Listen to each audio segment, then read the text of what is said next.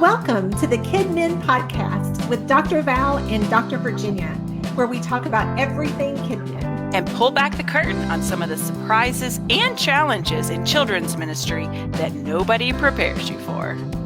I'm Dr. Val, and together we have over 45 years of experience in children's ministry. I'm Dr. Virginia. Valerie and I met over 10 years ago in our doctoral program at Southeastern Baptist Theological Seminary. We are excited to share with you all the great stuff that we have picked up over the years. We want to minister to you, the children's minister. Welcome, friends. Thank you so much for joining us today.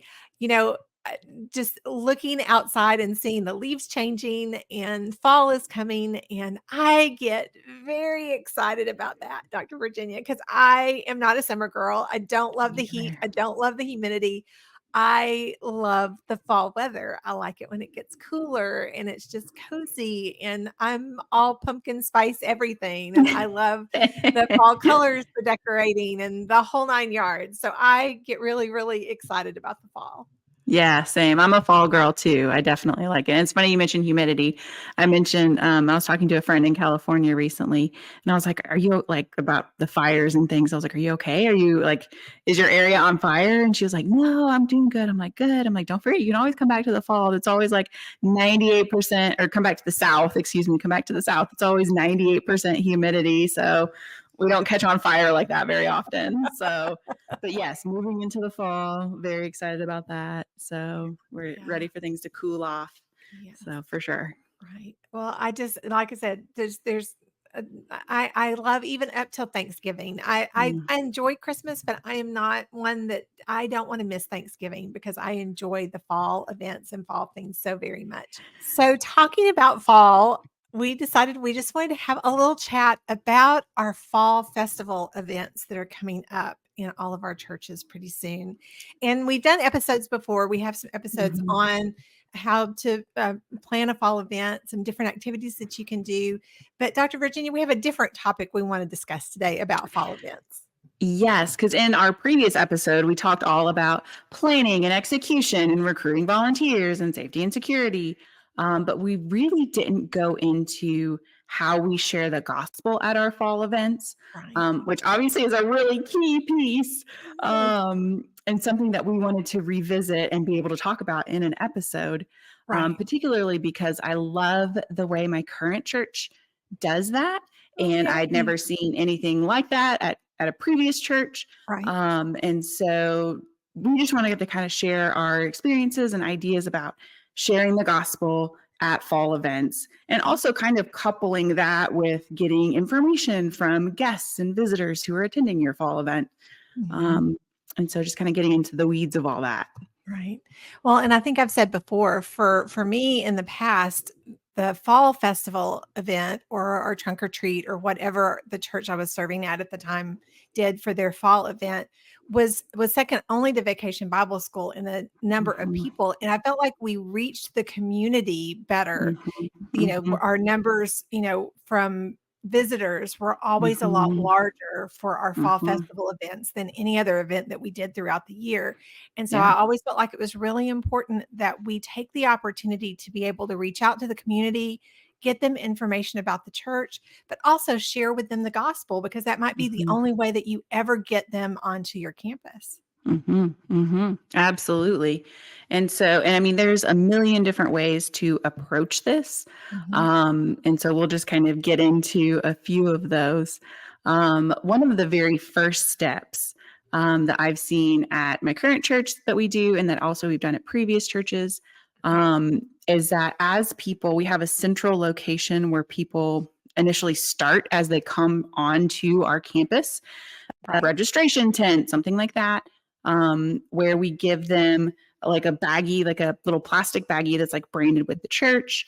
And in there, we do have information about the church, about the ministries of the church, the service times. We do have a gospel tract in there as well. But we're basically kind of here's a baggie to hold your candy with information about our church. And then usually at that point is where we also start distributing whatever sort of information cards we're going to be using to get information, from our guests and from our visitors.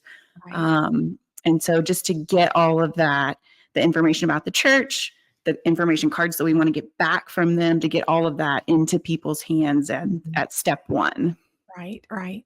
Well, and that's something you want to make sure that you think through. And like I said, we're not going to spend a ton of time on this, but just that you want to think about what information is going to be most beneficial to your guests and what information do you want them to have. So if you have a big Christmas event coming up, if you have something big at the beginning of the year, or even if you have something in the spring, some big, Easter event, anything that you can go ahead and publicize the dates of, this is a really great opportunity for you to be able to do this in that goodie bag where you have those flyers, that information in there so that they can see the types of things that you do throughout the year. You want to make sure you have your Sunday schedule, your weekday schedule, any kind of things that you have that you want to promote, but also just to have that information for them to have the service times. I had a lady at one of my previous churches that would always print out special candy wrappers with the children's ministry logo and all of our times and things. And she would buy the large size candy bars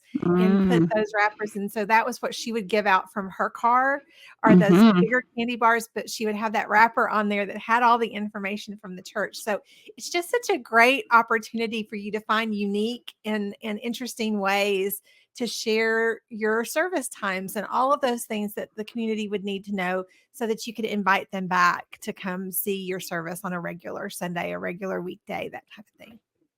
And one thing too that a lot of churches do is either doing like a trunk or a booth with the theme and decorations for next year's VBS even. Yeah.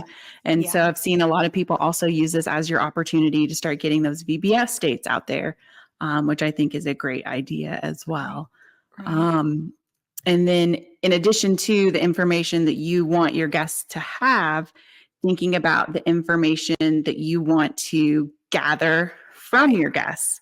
Right. And so on those cards, of course, getting, contact information, but also asking if they have a church home, giving them a way to, even if they just indicate yes or no, or I'm looking for a church home, I'm interested, just a way to, as you're getting this information back from potentially hundreds or thousands of people, to be able to kind of sift through that and to be able to prioritize, because the fall events that I've been a part of most recently have had 2,000 to 3,000 attendees. Right. And so we need a way to sort of whittle down who we're going to focus our follow-up on, because we can't really follow up with, 1,000 people or whatever effectively as like. And so getting that information from our guests to guide our follow-up afterward as well. Right. And I think that's huge. Yeah. So what are some different ways that you have seen, Val, of sharing the gospel at these large Fall Fest outreach type events? Well, I think one of the ways that you might be able to do it, if your church does have the budget to be able to invite some guests to do some entertainment for those events, those have always been very kind of exciting in different ways. We have, a lot of talented people that share the gospel with kids in a fun and interactive way from a stage. Whether they might be a juggler or an illusionist, or they are a musician and they sing with the kids, or they play games, or they have some sort of sport thing that they do from the stage, or even like, the dance groups that can share the gospel in unique and innovative ways for children. If you do have the budget for that, that's always a fun way for you to bring the kids in. You can do your events outside, but at a certain time, they can come into your sanctuary. So it allows the families to stay a little bit more. They get to see a little bit more of your ministry. You get to share a little bit more from a stage for them, but to have some sort of a performer that actually shares the gospel within their message. And that's always, I think, a fun way to be able to share the gospel with kids in just a different way, but something that's more intriguing for them to really pay attention to and to see from the stage. Yeah. And I think one of the ways that I have seen the most often, and even at other types of events as well, is like if you're doing a giveaway, And you've got maybe like an outdoor stage with a sound system or something. And it's like, okay, the giveaway is going to be at 5:30, everyone move to the stage and then give your gospel presentation before you do the prize drawing for the laptop or the bicycles or whatever it is.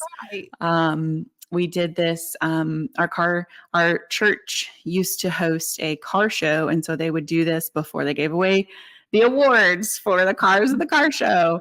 Right. And so that's one way that I have seen very commonly of trying to share the gospel at these large events. But it can be hard whenever, maybe you don't have a good sound system and people Right. can't always hear, or Right. maybe they're, way far away on the bounce houses and they don't even know what's happening. Oh, yeah. And so I've definitely seen that way a lot, but I know that there are definitely drawbacks to doing it that way. But sometimes that's just what you've got to work with, and you Right. just make the best of it. Right. So Yeah. One of the ways that I often shared the gospel at these large events too would be to have strategic activities that the kids will do at booths that might be set around. And a lot of times I would do these inside our children's area, like have a different activity in each classroom or something like that for the kids to be able to go around. And they could, they were basically games or crafts or snacks, but they would be just a station that they would go to one at a time. They would do their craft. And while they're doing the craft has something to do with the gospel story. And so the volunteers that are leading that activity as the kids are coming through, and again, usually for these, they were pretty simple, very quick things, because you are talking about families that are just kind of coming around from booth to booth to booth. But just to have just a little bit of a message, of a verse that they would use for the craft, or something, a little part of a Bible story that the leader would tell while they were getting their snacks or while they were eating their snacks, tell the gospel message a little bit along the way as the kids did each of the activities, as they played a game, as they did a craft, as they ate their snack, and build that throughout the building. Again, one of the negatives to that is that you do have to have a lot of helpers. You have to have a lot of volunteers for that activity, and you have to have a lot of volunteers that are very comfortable with sharing the gospel in a very concise way, in a very quick way, because they are getting those very quickly. But it does give the kids opportunity as they do every activity that you're doing, every game that you're playing, everything that you're having them do through that night somehow leads them back to the gospel message, to Christ, to the story that you're telling, to let them know that Jesus loves them. That's awesome. I like that. And it makes me also think too of the story. I know there's a book that goes with this, and there's lots of different versions of where you like carve a pumpkin and like tell the gospel as you carve the pumpkin, and like, as you carve different things, point to different aspects of the gospel or symbolize different things. And so that's one of those sort of type activities that I've seen as well.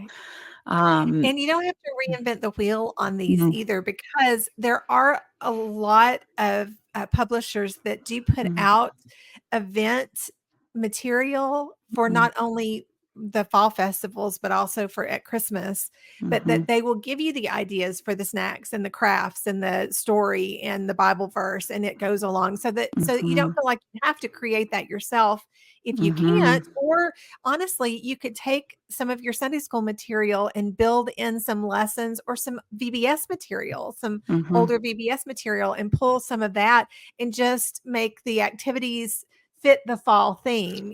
Do more of a fall looking craft, do a fall looking snack, but you bring that the story itself, the Bible verses that you're sharing can come from material. So don't feel like you have to build your own curriculum for this particular event. There's a lot of different ways you can pull in things that you've used or that you have, or that you can find to be able to help you plan. And that helps with the volunteers as well, because if something's written out for them, if it's explained, then it's easier for them to be able to share with the kids. Absolutely. Well, and that makes me think of two of our favorite things. One being Pinterest, because you can always go on Pinterest and find craft ideas, snack ideas, just type in, fall fest, church, craft, and you'll probably get a billion ideas. Oh, yeah. So like Pinterest, one of our favorite things, Mhm. Oriental trading, one of my other favorite things. They don't Yes. pay us to say this. They don't know we exist, No, but no, they do not. but But having but those they little are free package oh, craft kits. they're Yes. wonderful. If you have the budget for Yes. that, they're so helpful. Yeah. So helpful. And a lot of times they have those fall themes going too, so that you That are have also those, like Christian themed as Mhm. well. It's where it's Right, like, right. a little pumpkin that says shine the light of Jesus and you glue it all together or whatever. Yeah, So yeah. yeah. So those things are wonderful for sure. And I think that's the key is that we don't need to feel like we are having to create an event all on our own. There are so many resources out there and so many things that can help us to be able to put things together, even if it's not specifically laid out as a fall festival, but to find that material, to find those items, to look for ideas to really borrow from. And if maybe you haven't done a fall festival event and you're not sure that you want to do one, this year might be a good year for you to go out and visit some fall festivals. Visit some other churches in your area, kind of watch for people talking about their fall festival event online so that you can pull as many things as you can, pull as many ideas as you can, and start thinking about it for next year. Because, like I said before, it's just always been such a successful event for me, no matter what Mhm. community I've been in, no matter what church I've been serving. We've always had great success with having some type of fall event that brings the families in and Mhm. that helps the community be able to come together. Absolutely. Absolutely. Well, and I saved the best for last, at least the best idea that it's not my idea, but the best idea that I have to share about today, saved for last, which is the way that my current church shares the gospel at our Fall Fest. I had never seen this before, but it is the best way that I have seen. Um, and so going back to those information cards that we talked about at the beginning, with our cards, it is part of our process related to the way that we share the gospel. So we'll start with the little cards. On one side, we have our information from the guest. On the back, we have what we call our gospel scavenger hunt. And we have little boxes where they will go to different stations throughout our Fall Fest to hear portions of the gospel. Right. And at each station, they get a stamp in like that station's little box on the back of their card. And then once they go to all the stations, at the end of that, they turn in their card for a prize drawing. And we typically have multiple prize drawings for, like a girl's bike and a boy's bike and a tablet. But then we also have things that would appeal to adults. We have prize drawings for like $100 gas card and $100 like grocery gift card. And so different things, and then people choose what they want to put their card in for the prize drawing. And so that is kind of their incentive to complete the card and go through all the stations of the gospel presentation and then turn the card back in at the end. And so this is the most effective way that I've seen of, again, getting people to go through all the steps and hear the gospel, and then to also turn their cards back in so that we can get that information from them. So it serves multiple purposes. Right. And we're changing it a little bit, the way we're doing our gospel stations this year. In the past, we have used Lifeway's The Gospel God's Plan for Me, which was 5 main points, which we've talked about before in our Right. Sharing the Gospel episode. Right. Which is 5 main points. And so those 5 are: God rules, we send, God provided, Jesus gives, and we respond. And so we use at each of those stations, have a couple of verses of scripture and then just a short little sort of paragraph script for our volunteers who man those stations to share with families and individuals as they stop by at that station. So our volunteers at each of those stations will, read their verses, read their little script, and then stamp off, each person's card. And then at the last one, we give them an opportunity to, if they have questions or if they want to talk about what it means to be a Christian. We have an additional prayer tent that people can go to and have people, who can counsel them. And so that has just been just so effective. This year we are switching to the the three circles form of evangelism. Right. And so we're going to have fewer stations, which we think will help people to not accidentally miss them. For our stations, we would have like large banner signs for each station. Right. This time we're going to do feather flags with the three circles because we call it a scavenger hunt, Right. but we try to make it very apparent. We want them to Where to find go. them. We don't want it to be Yes. too challenging. No, it's not really a scavenger hunt because we want to make it very apparent where those gospel stations are, because we do want everyone to find each of the stations Right. and hear the whole gospel presentation. And so that's part of the reason why we're going to the three circles, is because as a church, we're using that form of evangelism. And then also it's fewer stations, so it's easier to Right. make sure everyone hears the whole gospel presentation and doesn't actually miss a station. Right. And so each of our stations are manned typically with 3 to 4 people. And that's just because we have, again, a large crowd of people coming through. So we try to, be efficient and get people through each of the stations. And so each station is manned with 3 to 4 volunteers. And then they stamp it off. And even if, going back to the whole, it's a very easy scavenger hunt, even people are like, okay, well, I can't find this one. I know we've got to find this one. We're like, it's right there. It's right over there. Or, Here. send people to whatever's left that they need to do. Right. Yeah. But it's been, again, just a really effective way to make sure people are hearing the gospel, us get information from guests and visitors, and then be able to utilize that information for further follow-up. Right. Well, and I think that just is such a neat thing, because even if there's so many different ways that we can provide items to be able to do a drawing in that way.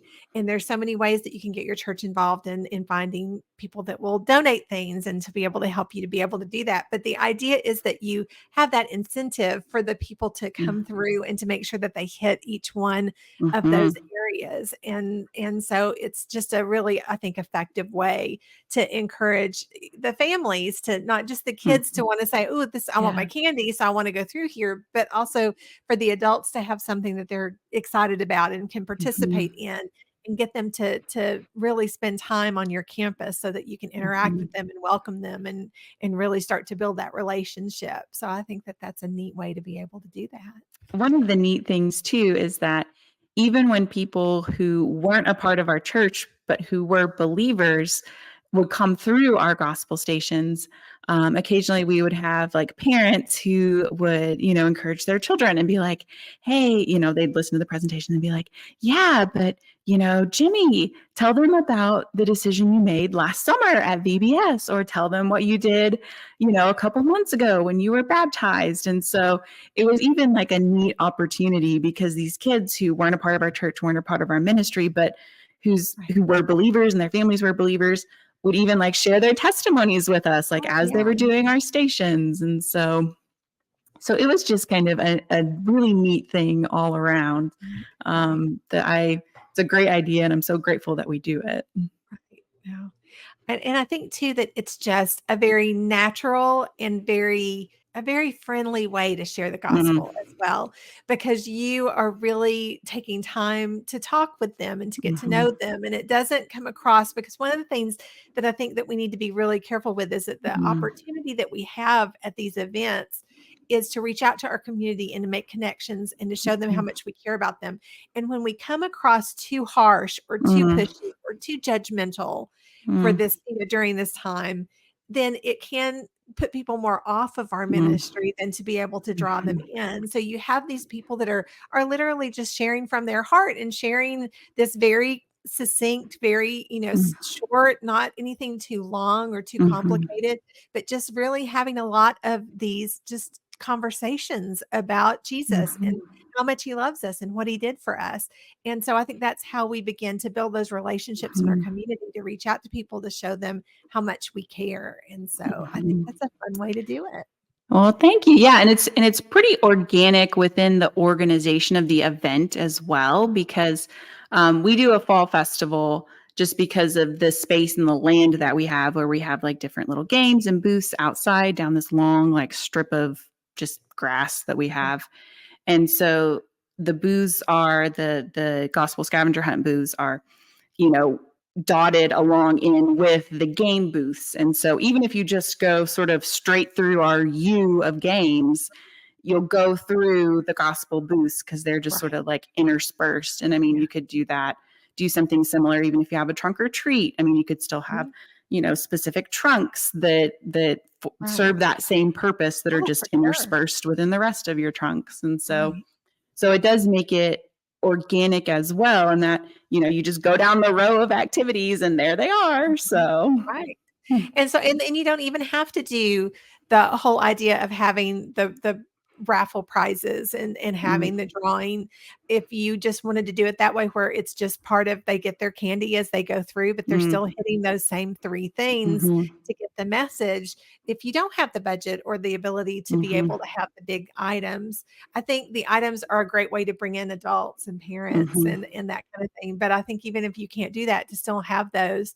But I always love to have, like you said, to have it interspersed within all the other things. mhm, mhm, Whenever I would do the blow ups and have the large mhm. blow ups and things, one of the reasons why I did that is because when you're driving down the road, you see it, your eye is Yeah. automatically drawn. And so people come in. So if you have things Right. set up in a way for the Mhm, kids to kind of go around and get to do a little bit of mhm, everything, that those mhm. bright colors, those large things, the signs, the big things are going to really draw them in. That's an exciting way to be able to share the gospel with the kids. Absolutely. I think too that it's really important that we make sure that we have material that goes home with them Mm, that has the gospel plan included.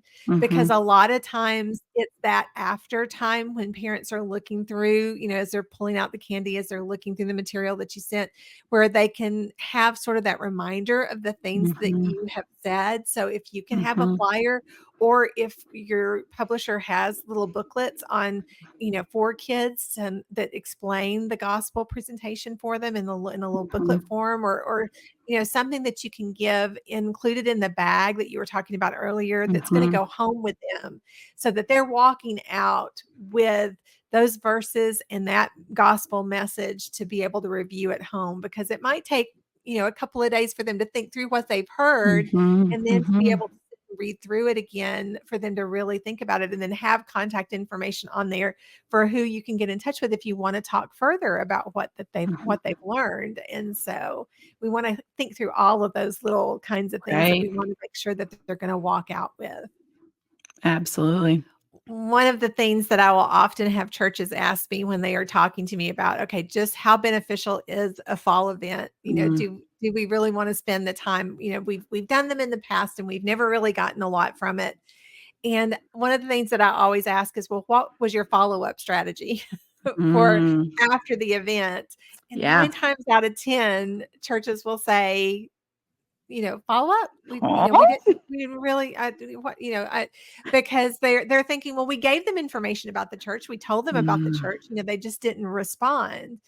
But often it does take that extra step. I know that we've mhm, talked about it before when we've just talked about follow-up strategies for a typical Sunday, because I said, when my husband and I were looking for a church home the first time after I was no longer on church staff, I was very surprised because we lived in the Nashville area. We visited a ton of churches. And I was very surprised at the lack of follow-up that churches mhm, actually did. We always filled out all of the mhm, information. We filled out the cards. We did, what we were supposed to do. But I think, out of all of the churches, we maybe had 1, mm, maybe 2 that actually did any kind of follow-up with us. Mm-hmm. And those were the churches that really got our attention because they're thinking they are being very intentional on, okay, they Mm-hmm. saw us as a guest and we were important. And so they Mm-hmm. made that follow-up. And it doesn't have to be a visit. It doesn't have to be Mm-mm. the way we used to go on Monday nights and go out and visit. But for these events, these large community events, it's really important that we in some way, whether Mm-hmm. it's to send an email or to give a phone call or to send Mm-hmm. something in the mail, just to have Mm-hmm. some sort of follow-up with them. And like Mm-hmm. you said, it's really hard sometimes because you're talking about a large number of people. But again, if you have a follow-up plan ahead of Mm-hmm. time, you know what you're going to do after the event, you know Right. who's going to Right. do it, you know who is responsible for Mm-hmm. getting the cards, for looking through them, for finding out who is already a member of a church maybe in the area and who is Mm-hmm. not, to Mm-hmm. prioritize how you get in touch with people. I think it's a Mm-hmm. really important thing to have a plan for, because if you don't Mm-hmm. plan for it, it often falls into the cracks because It's we not move going to from happen. fall straight into, Christmas. Thanksgiving events and Christmas events, and it Mm-hmm. just kind of kicks off the into the new year. So we need to be prepared. Absolutely. Absolutely. So, as you're planning your fall fest, just like you said, thinking through like, okay, if we're going to need 8 teams to run the games or whatever, let's go ahead and recruit a ninth team to be our follow-up team, who's going to be the people who the following week or the following, 2 weeks, Mhm. make those phone calls or, fill out the postcards. And so you can go into your fall fest event with Right. your postcards about your Christmas event already Mhm. printed and sitting in a stack and ready to go. So all you have to do after Fall Fest is just put the names and the addresses and get them in the mail and zip them on out. Right. And so having a plan and a strategy for that. Mhm. My church is probably one of the few churches that does still do the Monday night visitation. We take cookies, we take information about the church. And so that's just a system that we already have in place Right. weekly.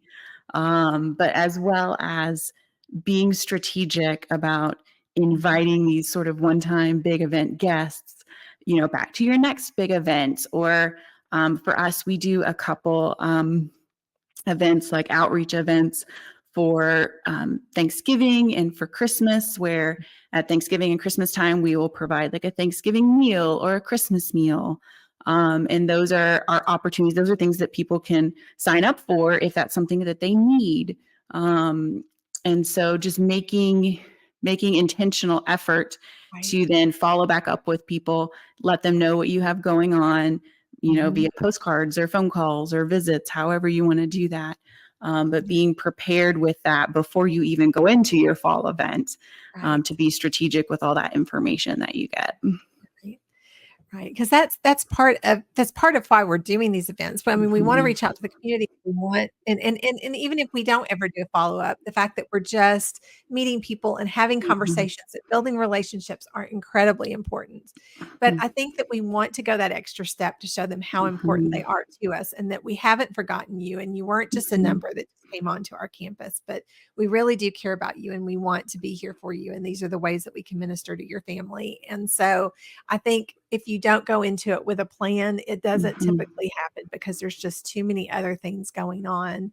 And so having that strategically Mhm. laid out as part of as part of the entire event Mhm. is going Mhm. to benefit you greatly. And I think too, thinking about it in terms of like the long game Mhm. of, okay, we've got this information. We invited them to the Christmas event. Mhm. Next spring, we're going to send them an invitation and a reminder about VBS. Mhm. Maybe we haven't seen them since the fall event, but they are going to bring their children to VBS.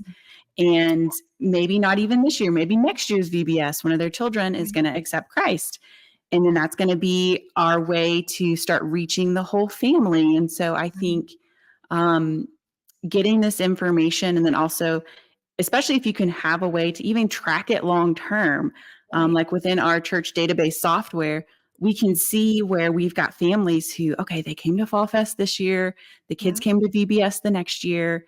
they came again to this. And then we can sort of track it of like, okay, we've had several touches in the life of this family. And now this child, again, has made a profession of faith at VBS, or Right. they've decided they want to come and get involved in Awana. And so if you have the ability, if you have like church database software or something like that, the ability even to track this long term, you can see how these multiple touches over time do lead to people becoming a part of your church. And so Right. so I think we have to do it with the long game in mind as well. Like, obviously we want people to come to our fall fest and then come to church the next Sunday. Right. And sometimes that will happen, but sometimes it won't. And sometimes it'll take years of slow investment in people to start to see that fruit. So, because it's all about relationships. We talk about this a lot. We learn through relationships. We build trust through relationships. And as we build trust, people believe things that we say more readily. And so they're going to learn more about Jesus. They're going to learn more about the gospel, about the word of God, because they get to know us and they trust us, and we have a relationship with them. And that's something that takes time. It takes investment in time. It might not be immediate, but that's that our immediate is not our goal. Our goal is to share the gospel. And so yeah, so it's fun. Well, friends, thank you so much for joining us today. We hope this information has been timely and helpful for you. That is our heart, is that we can meet you where you are in your ministry and help you as you serve your families. We just ask that you would like and subscribe and all the things. And we look forward to talking to you again soon. Bye-bye.